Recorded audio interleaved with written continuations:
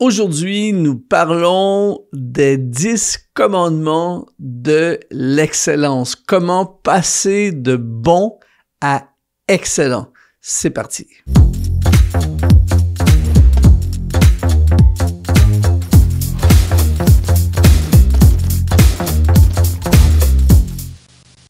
Bonjour, ici Luc Dumont. Merci d'être là pour Exponentiel Podcast. C'est vraiment encore aujourd'hui un plaisir de te retrouver. C'est toujours une joie pour moi de passer ces moments avec toi. Je suis touché dans mon cœur de savoir qu'il y a toutes ces personnes d'un peu partout dans le monde qui suivent ce podcast. N'hésite pas, si tu regardes ce podcast en vidéo, à mettre un like, à le partager. Si tu es en audio podcast sur les différentes plateformes, n'hésite pas à mettre des étoiles, à t'abonner et à le partager également pour que le plus grand nombre de personnes possible puissent suivre ce podcast. Aujourd'hui, on va parler d'excellence. Ma question, c'est: es-tu excellent dans ce que tu fais? On va parler aujourd'hui de l'importance, que tu sois dans le ministère, que tu sois dans les affaires, que tu sois dans une carrière quelconque, que tu sois dans les arts. L'importance d'être excellent va tout changer dans le panorama de ton avenir.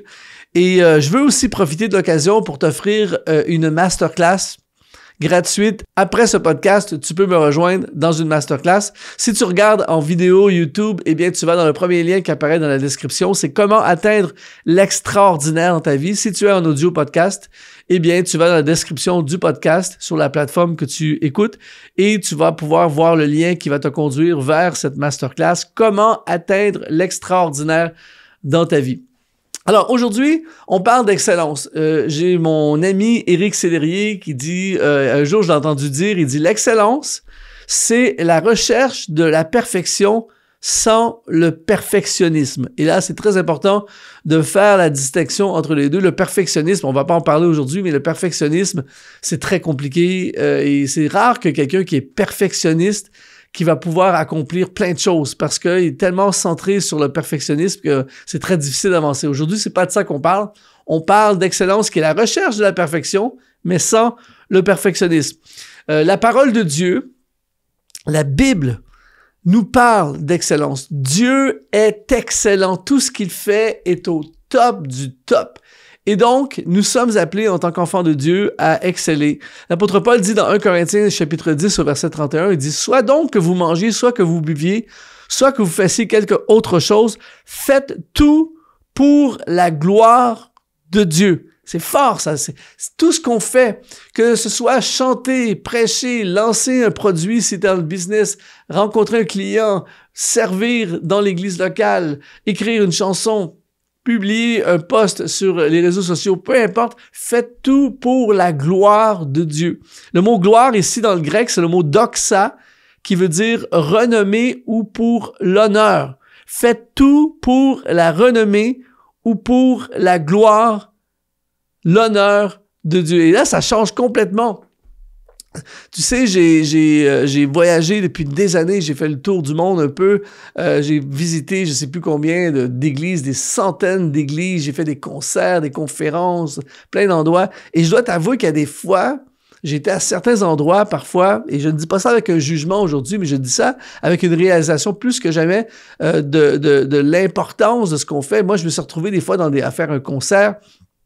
Et puis là, il y avait plein de gens, le pasteur venait me voir, il me dit: « Luc, c'est plein de nouveaux. Les gens ont invité leurs cousins, leurs cousines, leurs beaux-frères, et tout le monde est là, et c'est peut-être certains, c'est la première fois même qu'ils vont dans une église, qu'ils vont entendre l'Évangile. » Et là, je commence à chanter et là, le son est pourri, les éclairages marchent pas, c'est n'importe quoi, tu vois.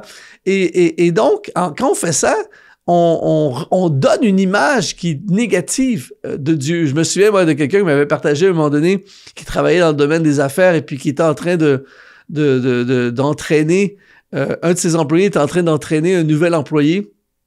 Et le gars, pendant qu'il est en train de l'entraîner, ils sont en voiture et il l'évangélise à fond, tout ça, il parle de sa foi, et puis là, finalement, la police les arrête, et la voiture, finalement, les immatriculations sont pas renouvelées, le permis est pas renouvelé, c'est du n'importe quoi, et ça fait 1 heure que le gars est en train de lui dire: Dieu est grand, Dieu est puissant, et donc, ta vie, ce que tu fais, n'est pas pour la gloire de Dieu. Et ici, il dit: faites tout pour la renommée de Dieu. Quand tu vas à ton travail le matin, quand tu fais quelque chose. Tu le fais pas pour toi, tu le fais pour la gloire, la renommée de Dieu. Je peux t'assurer que ça va changer complètement notre façon de faire les choses. L'apôtre Paul, quand il a exhorté son disciple Timothée, l'apôtre Paul dit dans 1 Timothée, chapitre 4, au verset 15, il dit à Timothée, « Occupe-toi de ces choses, donne-toi tout entier à elles, afin que tes progrès soient évidents pour tous. » C'est fort ici. Et quand il dit « donne-toi tout entier », dans le grec, ça parle de se donner sans limite, de se donner totalement, tout ton être, toute ton existence. En anglais, c'est be absorbed, que tu sois absorbé. Donne-toi entièrement à ces choses. Il dit, afin que tes progrès soient évidents pour tous. Le mot progrès dans le grec, c'est prokopé, qui parle d'une expression, en fait, dans le grec, qui veut dire d'avancer en enlevant tout ce qui peut empêcher le progrès. Paul exhorte son disciple à être au top, à se dépasser, à donner le meilleur de lui-même, à vraiment être excellent. Et un des personnages que j'admire, que j'aime énormément dans l'Ancien Testament, c'est Daniel qui s'est retrouvé dans les plus hautes sphères de la société à Babylone et tout ça. Et dans Daniel chapitre 6 au verset 3, c'est tellement puissant, ça dit « Daniel surpassait les chefs et les satrapes parce qu'il y avait en lui un esprit supérieur. » Et le roi pensait l'établir sur son royaume. Wow! Daniel surpassait. Et le mot surpasser dans l'hébreu parle de se distinguer, de se démarquer. Et quand il dit qu'il avait un esprit supérieur, c'est le mot hébreu yatir, qui parle d'excellent, prééminent ou extraordinaire. Daniel a influencé sa nation. Il a influencé le roi, sa société, les plus hautes sphères de la société. Il a été un témoin absolument remarquable. Il a vécu pour la gloire de Dieu et il était excellent. Et donc, aujourd'hui, mon désir au travers de ce podcast, c'est d'activer en toi l'excellence. Nous avons tous le potentiel d'être excellent, c'est-à-dire de faire le mieux qu'on peut, de rayonner, de briller, d'être un témoin, d'être un exemple à suivre. Et aujourd'hui, je vais te proposer 10 commandements de l'excellence, 10 paramètres, 10 principes à appliquer dans ton business, dans ton ministère, dans ta vie personnelle, dans ta carrière, dans tous les projets que tu fais. Et je t'assure aujourd'hui que tu vas passer au niveau Daniel. Tu vas être catapulté dans les sphères de l'influence, tu vas croître ta clientèle, tu vas exploser ton chiffre d'affaires, tu vas gagner des gens dans ton église, tu vas influencer, impacter, ça va être énorme. Il y a une puissance, c'est très spirituel d'être excellent. Et encore une fois, ce n'est pas pour montrer à quel point je suis bon, ce n'est pas pour dire « Regardez-moi, je suis top, je suis meilleur que les autres ». Non, c'est pour doxa, pour la gloire de Dieu. Alors, premier commandement de l'excellence, c'est une remise en question continuelle. C'est-à-dire qu'il y a des gens qui se posent jamais la question si ce qu'ils font, c'est bon. Ils font quelque chose et c'est comme ça qu'on l'a fait. Moi, j'ai visité par plein d'églises et ça fait 25 ans qu'on fait toujours la même chose qui fonctionne pas vraiment ou que ça fonctionnait il y a 25 ans, mais ça fonctionne plus aujourd'hui vraiment. Mais on se pose pas la question, est-ce qu'on est en train de devenir meilleur? Est-ce qu'on progresse? Est-ce qu'on pourrait changer quelque chose? Est-ce qu'on pourrait progresser? Est-ce que c'est vraiment ça qu'il faut faire? Est-ce qu'on frappe la cible? Est-ce que je m'améliore? Et je t'assure que si chacun d'entre nous, on faisait ça, je parle pas d'une remise en question de négative et dévastatrice où je suis pourri, je suis nul, je suis rien, je ferai jamais. Non, je parle pas de ça. Je parle de simplement se poser des bonnes questions et se dire, comment je peux m'améliorer? Est-ce qu'il y a quelque chose qu'on fait qu'on pourrait faire mieux? Est-ce que j'ai besoin de changer? Est-ce que je peux changer dans ma vie, même dans ma vie spirituelle, personnelle? Est-ce que je progresse? Est-ce que je suis mieux que l'an passé? Est-ce que je suis un meilleur disciple de Jésus cette année que je l'étais l'année passée? Est-ce que mon business progresse? Est-ce que je prêche mieux? Est-ce que je devrais changer quelque chose? Et ceux qui sont excellents, c'est des gens qui sont constamment en train de se remettre en question. Deuxième commandement de l'excellence, c'est de soi créatif. Ça, c'est un truc vraiment spécial. Les gens pensent que pour être excellent, ça prend beaucoup d'argent.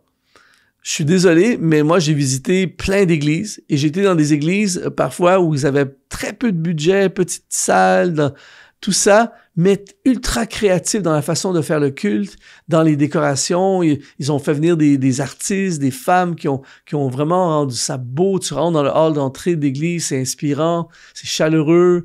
Après ça, ils ont mis des éclairages, ils ont rendu ça vraiment chaleureux, alors que je suis allé à d'autres endroits qui sont méga budget, tout ça, et puis c'est délabré, tu vois qu'il n'y a aucun effort, tout ça, il n'y a pas de créativité.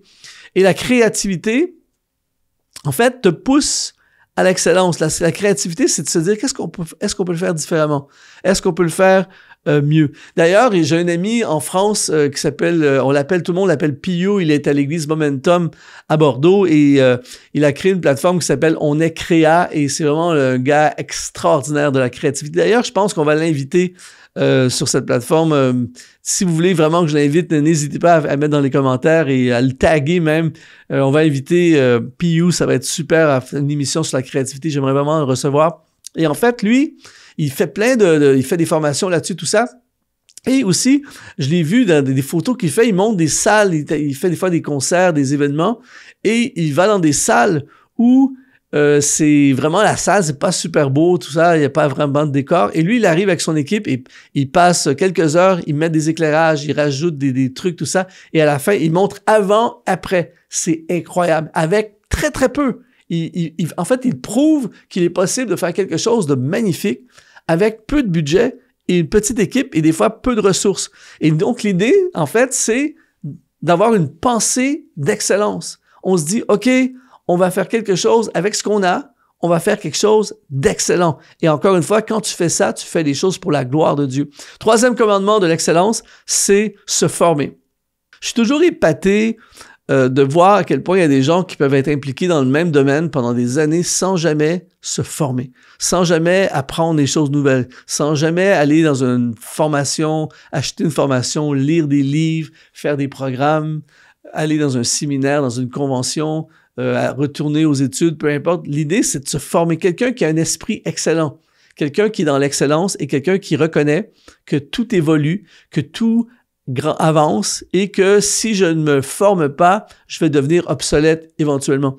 Et ça, d'ailleurs, c'est notre mission avec Exponentiel. Si tu vas sur notre site web exponentiel.net, je vais laisser le lien dans la description, eh bien, tu vas voir que dans la section, il y a une section qui est formation. On a plein de formations, plein de formations pour aider les gens à se former.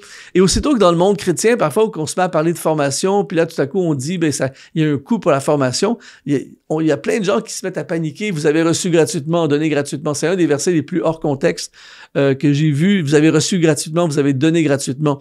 Mais l'idée, c'est que oui, l'Évangile est gratuit, mais il y a des choses qui coûtent quand on fait une vidéo, quand on tourne, quand l'équipe, tout ça, il y a une rémunération. Et là, je ne veux pas déborder sur ce sujet-là aujourd'hui, mais l'idée, c'est que j'ai vu la différence entre, on offre des formations gratuites puis on offre des formations payantes.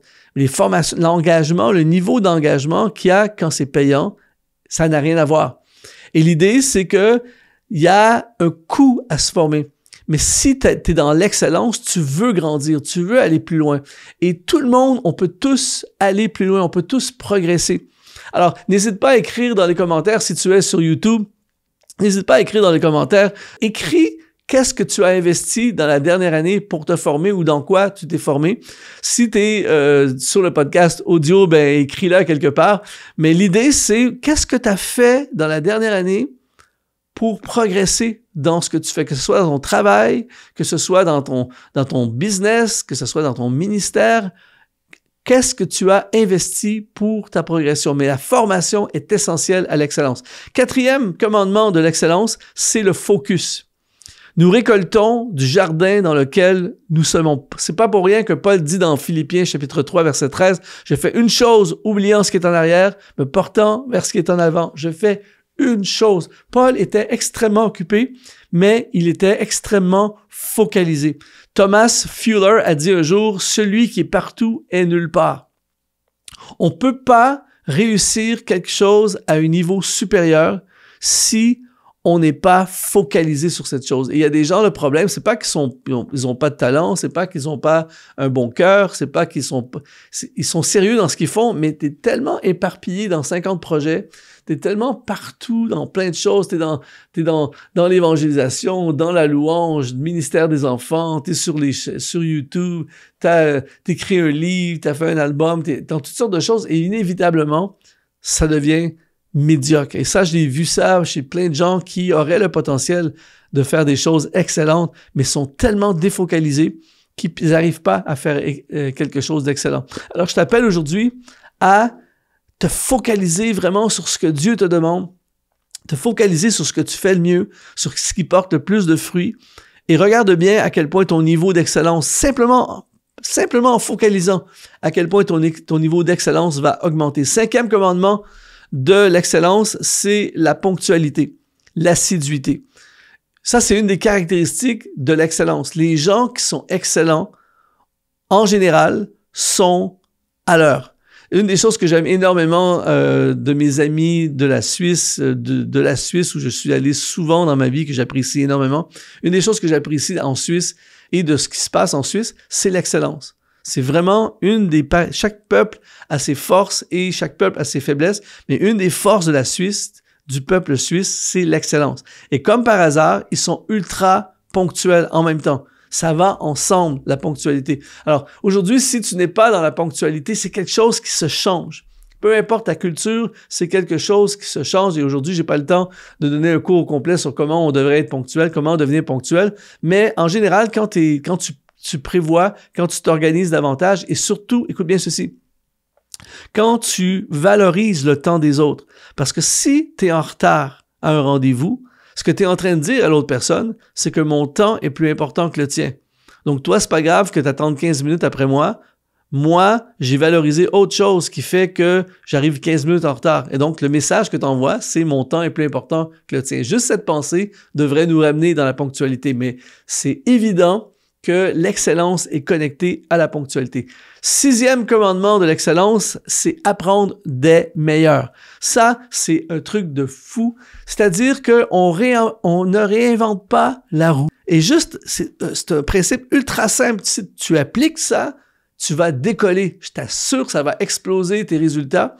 C'est que tu prends quelqu'un qui est meilleur que toi et tu t'inspires de cette personne. Tu reproduis ce que fait cette personne et tu apprends de cette personne. Tu demandes conseil de cette personne. Inévitablement, ton excellence va monter. Tu vas être, une expression que j'aime bien dire, c'est que tu vas être tiré vers le haut. Tu vas monter plus haut. Par exemple, tu es un communicateur, tu apprends de quelqu'un qui communique mieux que toi, tu vas devenir inévitablement meilleur. Peut-être que tu ne seras jamais au niveau de cette personne, mais tu vas prendre de l'altitude. Tu es un planteur d'église, tu es pasteur d'une église, eh bien, tu t'inspires des gars qui construisent des églises extraordinaires. Tu étudies ce qu'ils font, tu t'inspires, tu poses des questions et tu essaies, avec ce que toi tu as, de t'inspirer de ça et je t'assure que tu vas prendre de l'altitude. Donc ça, c'est un moyen d'exceller très, très puissant. Le 7e commandement de l'excellence, c'est offrir le meilleur de nous-mêmes. Dans Matthieu chapitre 26, il y a cette femme, l'histoire de cette femme qui a offert à Jésus un parfum qui, on nous dit, était probablement l'équivalent d'une année de salaire. Moi, je suis tellement touché par cette histoire-là. C'est une des histoires qui me touche le plus dans la Bible. Elle a offert à Jésus un parfum de grand prix. Le mot grec « barutimos » qui veut dire très coûteux. Elle a offert l'excellent à Jésus. Elle a pas fait 50 trucs pour Jésus. Elle a fait une chose. Elle a versé sur ses pieds un parfum d'une valeur inestimable, d'une très grande valeur. Elle a fait one shot, un coup, et elle a marqué l'histoire. Jésus a dit partout l'Évangile sera prêché, on parlera de ce que cette femme a fait. Elle a fait quelque chose d'énorme qui a été souligné, qui a touché le cœur de Jésus. Pourquoi? Pas parce qu'elle a fait 1 million de choses. Elle a simplement fait une chose excellente. Et ce qui est important, des fois, on se retrouve, moi j'ai vécu ça dans mon ministère au fil des ans, on se retrouve des fois à faire tellement de choses, on s'épuise, puis finalement on fait plein de choses ça ne marque pas des points dans le sens où personne, on le souligne pas, ça change absolument rien ou très peu, tout ça, et nous on s'épuise et c'est médiocre ce qu'on fait. Alors qu'on a parlé justement de focus, tout ça, mais quand tu choisis de faire peu de choses, mais tu offres le meilleur de toi-même. Tu dis, je vais offrir un parfum de grand prix. Inévitablement, c'est l'esprit de l'excellence. Cette femme, elle a offert le meilleur et elle est entrée dans l'excellence. Alors aujourd'hui, réfléchis à toi aussi dans ta vie, dans ce que tu fais, peu importe c'est quoi tu fais, comment je pourrais offrir, est-ce que j'offre le meilleur de moi-même à mon emploi? Est-ce que j'offre le meilleur de moi-même dans mes études? Si tu prêches, est-ce que tu offres le meilleur de toi-même dans tes prédications, dans ta préparation pour tes messages? Est-ce que tu offres le meilleur de toi-même quand tu conseilles des gens, quand tu organises quelque chose, quand tu fais ton ministère?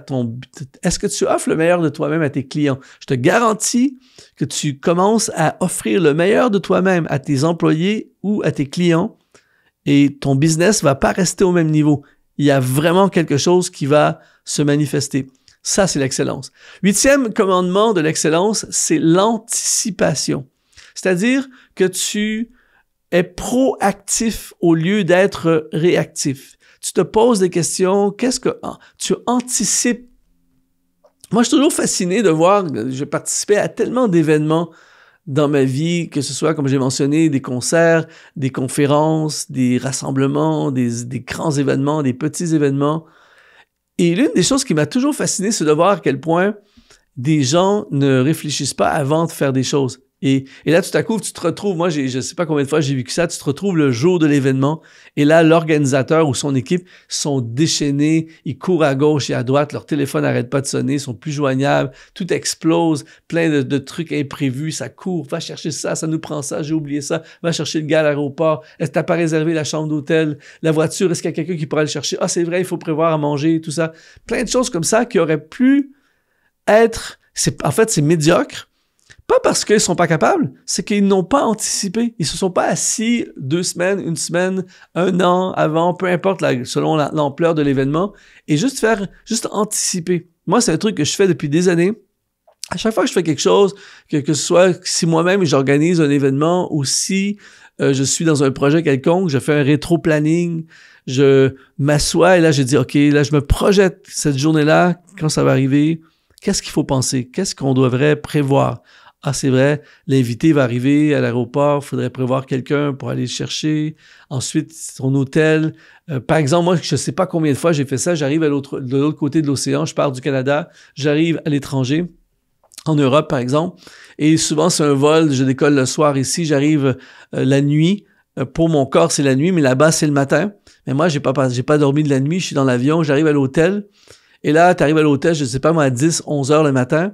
Et là, tout à coup, tu es là, toi, tu es crevé, tu as juste envie de dormir. Et là, l'organisateur est avec toi, puis le gars de l'hôtel dit « Ah, ben, je suis désolé, il n'y a pas de chambre, les chambres vont être prêtes à 14 heures. » Et là, tu es là pendant 2 heures, il faut que tu manges, tout ça, tu es juste crevé, tu veux dormir.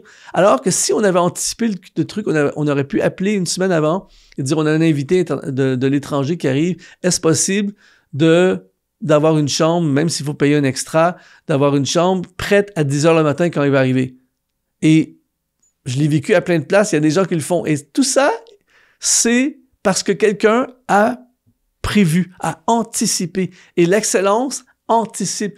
Alors, prends tous les projets que tu fais et au lieu d'attendre que l'urgence arrive, au lieu d'être réactif à tous les problèmes, anticipe. Et d'ailleurs, ça va baisser ton niveau de stress de façon démesurée. Tu vas être tellement mieux. Et là, tout à coup, le stress va baisser et le niveau d'excellence va monter. 9e commandement de l'excellence, c'est de refuser de prendre pour acquis. On prend pour acquis. Ça, je l'ai fait cette erreur-là moi-même, malheureusement, à plusieurs reprises, mais on prend pour acquis les choses. On prend pour acquis que la personne va être au rendez-vous. D'ailleurs, aujourd'hui, au moment où je fais ce podcast, demain matin, j'ai quelqu'un qui vient faire des travaux chez moi.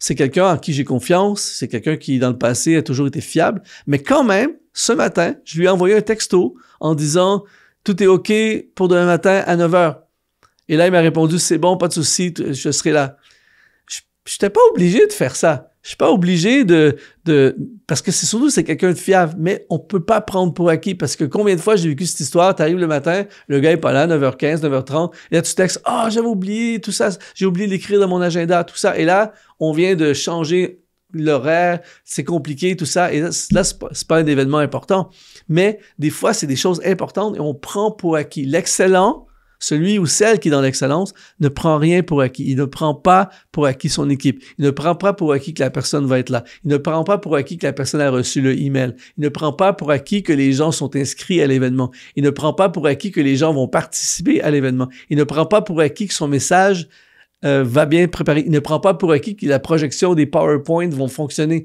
Alors, tu te prépares en anticipant, comme on l'a vu, mais en refusant de rien prendre pour acquis. Tu prends rien pour acquis, tu te prends pas toi-même pour acquis, tu prends pas les gens pour acquis, et je t'assure que ça va faire monter le niveau d'excellence. Et le 10e commandement de l'excellence, c'est d'être orienté vers des solutions. Ça, tu sais qu'une organisation est excellente lorsqu'ils sont en mode solution au lieu d'en mode problème. J'étais, il y a quelque temps de ça, avec une compagnie aérienne, avec un employé, et il y avait un problème, trop long à raconter, mais il y avait un problème au niveau de l'enregistrement, puis de la connexion de vol, tout ça, et le gars n'arrêtait pas de dire « Ah, ça marche pas, ça veut pas votre billet », puis tout ça. Et là, à un moment donné, j'étais patient, j'ai entendu, et à un moment donné, j'ai dit « Monsieur, là, vous m'avez fait toute la liste des problèmes, et je suis conscient, mais est-ce qu'on pourrait passer en mode solution? Il y a une solution, c'est sûr qu'il y a une solution. » Là, je sais pas trop, tout ça. Et finalement, il y a un autre collègue de travail qui est arrivé, qui lui était dans l'excellence. Et il a dit quel est le souci. On lui a expliqué. Il a dit, pas de souci, on va trouver un problème. Et là, il a changé le truc. Il a changé le vol, l'étiquette, l'avion, la valise et tout ça. Et 5 minutes plus tard, on a réglé le problème. Tu vois? Alors, moi, si je suis un patron et je choisis qui j'engage celui qui est excellent. Celui qui est en mode solution. Alors, la prochaine fois que tu vas faire face à un défi dans ta vie, un problème dans ton business, un client, ton église, il y a toujours des problèmes, il y a toujours des trucs qui arrivent et les organisations ou les personnes qui sont dans la médiocrité, ben, ils voient que les problèmes. Ils se plaignent des problèmes et ils créent même des problèmes. Mais ceux qui sont excellents, eh bien, c'est des personnes qui disent, OK, on va passer en mode solution. Comment? OK, c'est vrai, la personne ne s'est pas présentée, on a oublié de faire ça, il est arrivé tel truc, peu importe. Mais là, on passe en mode solution. Comment on peut régler le problème dans notre business? Comment je peux régler le problème du client? Comment je peux régler le problème dans l'église? Comment je peux régler le problème financier avec la banque, avec les impôts? Peu importe c'est quoi, passe en mode solution et je te garantis que tout à coup, le niveau d'excellence de qui tu es, de ce que tu fais, va augmenter de façon drastique et même exponentielle. Alors, voici les 10 commandements de l'excellence. J'espère vraiment que ça t'a parlé, que ça va pouvoir t'aider. Si tu veux, on continue ensemble la conversation dans la masterclass gratuite « Comment atteindre l'extraordinaire dans ta vie » où je vais t'expliquer comment vivre des choses extraordinaires, comment activer l'extraordinaire dans ta vie. Alors, si tu es sur YouTube, tu vas dans le premier lien qui apparaît dans la description de la vidéo. Si tu es en audio podcast, eh bien, tu vas dans la description du podcast sur la plateforme où tu écoutes ce podcast et tu vas avoir le lien qui te conduit vers cette masterclass. S'il te plaît, si tu es en audio, n'hésite pas à mettre des commentaires, n'hésite pas à mettre des étoiles, à recommander et commenter ce podcast sur YouTube. N'hésite pas à t'abonner à la chaîne YouTube, à mettre un like, tout ça. C'est vraiment un plaisir pour moi de contribuer dans tes entreprises, dans tes projets. Ici Luc Dumont et je te dis, sois exponentialisé.